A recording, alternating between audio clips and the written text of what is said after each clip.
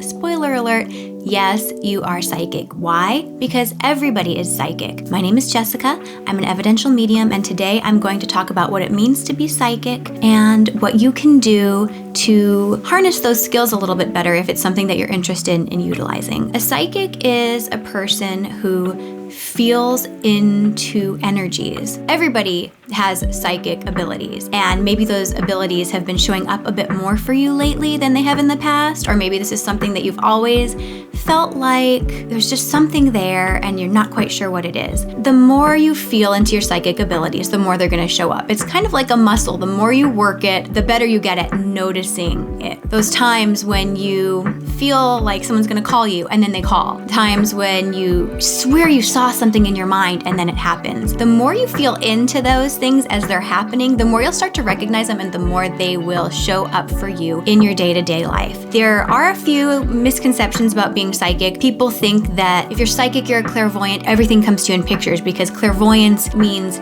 clear seeing. The French terminology for to be able to see clearly is clairvoyant. But there are a lot of different clairs, and psychics rely on all of those. Maybe you feel things, maybe you hear things. There's about half a dozen of those. They're called clairs. But clairvoyance is the one you're going to hear about the most day to day. Oh, she's a clairvoyant, she's a psychic. But psychics rely on all of the different clairs. Maybe you're getting a deep feeling about something. Maybe it's your clairsentience that is you're feeling really connected to right now. There are lots of different reasons why you may suddenly be coming into this connected feeling with your clairs and with your psychic ability. Sometimes a big event can occur that kind of reawakens you or opens you up, but there could have been something recently that has occurred to you. Maybe you've dealt with some deep grief that has allowed yourself to open up a bit more to these senses that you've always had. If you think back, you might notice when you were a child, you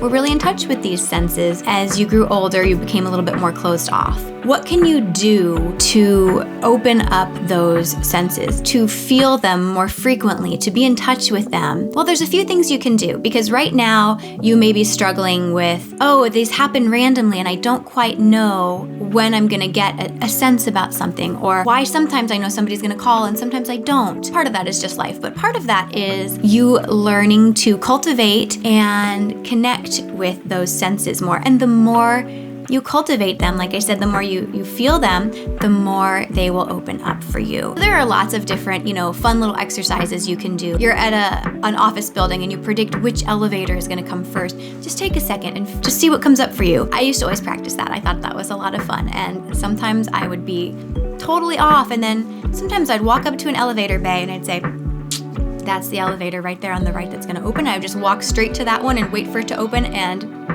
it opens. So it's really about feeling that feeling inside of you that is essentially telling you the information moments even before it's going to happen. If you are thinking, great, but how do I take it to the next level? It's really about practice. It's really about becoming really aware of your senses. The number one thing that helped me in my development, not only working psychically as an evidential medium, is meditation. And I have a ton of meditations on this channel, but there's tons of meditations out there you can listen to. And if you're someone who says, oh, I'm going to try it, but I haven't, I highly recommend just sitting for 2 minutes, put on a timer, give yourself 120 seconds, and just sit and meditate. Sitting without an agenda and just allowing yourself to get centered and get grounded, that is what's really going to help you to connect, because there's a lot of noise in the world, and you need to be able to separate what you're feeling, what you're sensing from all of the distraction and the noise. And the best way to do that is to sit and to meditate. But you will start to see